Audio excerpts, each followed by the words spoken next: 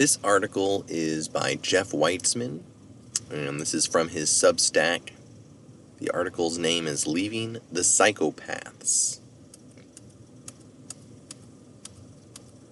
This was written in June of 2022, and this is how it goes. This week, something incredible happened. Call it the 100th monkey effect, or whatever you want, but many of us in the freedom community have been saying the only way out is a parallel society. There is no fixing the old paradigm. We have to create a new one. New healthcare, new education, and a new court system. Now comes word that professional golfers just started creating their own parallel society. Former golf professional Greg Norman formed a new golf tour called LIV to rival the existing PGA Tour. It is backed by Saudi Arabian investors paying double what the PGA pays to its winners. The new LIV Tour arose out of what golfer Phil Mickelson called the obnoxious greed of the PGA Tour and a need for players to be more than just property or slaves in a fascist regime. And after this weekend's first ever LIV golf tournament, it's clear that the parallel tour is gaining momentum, with mass defections from the PGA. Rather than wasting their time on fighting the PGA, players just said, let's do something better. Particularly fun for me was to watch the old guard, Commissioner Jay Monahan, spin why he is justified in running a slave system where players are property and not independent contractors. It's been an unfortunate week that was created by some unfortunate decisions. Those decisions being players choosing to violate our tournament regulations. Code for slave system. But wait, it gets better. Corporate lapdog ESPN attacks the players defecting by saying they are partners with the Saudis, who are responsible for training and financing the 9/11 hijackers, and therefore an affront to people who lost family members in 9/11. Oh, you mean as opposed to partnering with the slave system, pharma-led PGA Tour that has an event, the St. Jude Classic, that whitewashes the killing for profit of children by forcing long-term chemotherapy, 2 to 4 years, on children in remission from cancer? No, these people can rot in hell unequivocally. I watched my friend Gunnar Lindsay, featured in my film, flipping the script, get poisoned to death by St. Jude's Hospital, then summarily kicked to the curb when they realized he had relapsed and that if he died with them, it would affect their 95% success, quote-unquote, numbers they claim. For the record, their definition of success is keeping somebody alive for 5 years, even if it means dying in year 6 or being maimed for life by all of the chemo. Meanwhile, other children who use nutrition, detox, and cannabis oil are staying in remission. Just about every PGA tournament either has a pharma/allopathic sponsor or heavy ads on broadcasts touting compromised petrochemical alternatives to real solutions for disease. What's amazing is how Monahan pretends he is so lily white and the Saudis are so evil. 10 years ago, that lie would have worked. Now we watch as Monahan doubles down on his power and control by banning any player that plays on the LIV Tour from ever playing a PGA Tour event again. So much for freedom. What is heartening is the fact that players like Phil Mickelson and Norman have taken the bold stance of calling out both the PGA Tour and the Saudis for human rights violations while carving out a new tour that breaks the slave system. It's messy, it's a lot of work, but it is what 2022 is all about. I promised you I would start talking about the process of leaving the global elite psychopaths who currently control not only the World Economic Forum and World Health Organization, but also the minions who enforce their illegal genocide all the way down to local school boards and boards of supervisors. They have been systematically destroying the Constitution and our way of life in America for over 100 years. But over the last 2 years, we have seen their final push to dominate and control every aspect of human existence. It started out with the Pfizer, Moderna gene modification injections and progressed into child indoctrination in schools. But as they overplayed their hand, millions around the world awakened to what freedom really looks like and just how important it is to every aspect of life. I would like to share my journey into legal freedom over the past year to try to elucidate the process.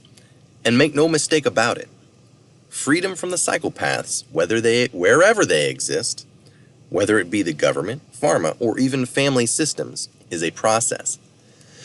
You can go from trusting a slave master to being a free living soul without first identifying their pathology, where they got their hooks in you, knowing what freedom looks like, and then finally taking the steps to break free. At first it will all seem like Greek, as in it's a new language. Yet it's all in English. As I heard the information, most of it flew over my head for the first 10 times. Then after 10 to 30 times it sounded familiar, but it still didn't resonate.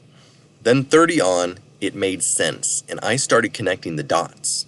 I'm just barely able to speak the language now, and maybe explain it to someone else, so be ready for the learning curve. With regards to the government, I have changed my status from a federal citizen to a state citizen. I am now what is known as a non-citizen national. Another way of phrasing this is I took control of my straw man or fictional entity. Jeffrey Allen of the House of Witzeman is taking control of all caps. Jeffrey Allen Witzeman, who was signed away on my birth certificate by my unwitting mother.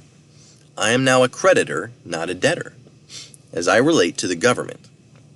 I completed this process with the help of a legal expert or lawyer, not an attorney who is a member of the bar. There are many out there, so find the one that resonates with you. The other advantage of separating is that I will be able to take advantage of the law that all income taxes are voluntary, but they are only voluntary if you are a free living soul. If you have been roped in by the birth certificate, voter registration, marriage license, or driver's license, that means you signed contracts that tie you to certain obligations, including taxes. Having said that, I will still have a driver's license and register my vehicles, but I will use my national passport most of the time, and only use the license and registration if I am facing a trigger-happy, ignorant cop who doesn't understand what a non-citizen national is, and that he has no right to detain me unless I have done something unlawful. The next important separation I put in place was the creation of an irrevocable business trust. This is beneficial tax and privacy implications, as it is a contract between individuals that cannot be interfered with. It's all the rage among the wealthy 1%, and like most things, they have been in no hurry to share their secrets. I just purchased a farm with my business trust and will be 1099ing the sellers to create what is called a tax credit. I will be able to use that tax credit as a way to discharge or offset debt I keep myself free from taxes. As a creditor, I now become a friend of the IRS rather than somebody they want to take down. If this sounds like a lot of mumbo-jumbo, I get it. My head is spinning too. The other move I will make once I own the property is to get the land patents. Once you get the land patents, you can do anything you want on the property. Most owners get a deed, which allows the state and feds to tell you what you can and cannot do. I was shocked to hear other farmers tell me that they could only have 2 structures for residents on their properties, and that the state of California and building codes forbidding housing for hired people. Once I have the land patents, I can build as many residences as I want on the property, and the building codes become irrelevant. There are several resources that will help you put some context to what I just shared. First of all, I did an interview with natural law expert Robert Michael that summarizes a lot here. Then, the best book I have found that explains exactly what the government did to commit fraud and violate our freedoms is Fruit from a Poisonous Tree by Melvin Stamper. If you want to clear a room, just start quoting anything from Stamper, as the truth will shock folks so bad they won't know what to do with you. And then, for info on irrevocable trusts and their benefits, try here and here. And of course, you'll have to access this Substack article in order to go to those links. When I started the process, I was just looking for somebody to do it for me.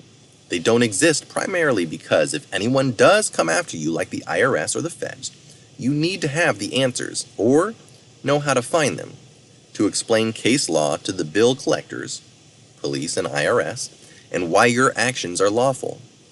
Filing status changes and trusts is only the first part of the equation. The graduate work is knowing how to use them and living your life the way God intended. There are many of us on this path, and our numbers grow daily. Our numbers are growing daily. By the way, don't worry about the government losing tax dollars. They've got more than enough to take care of road maintenance. The most important message we can send them is we are leaving and not allowing you to control us anymore.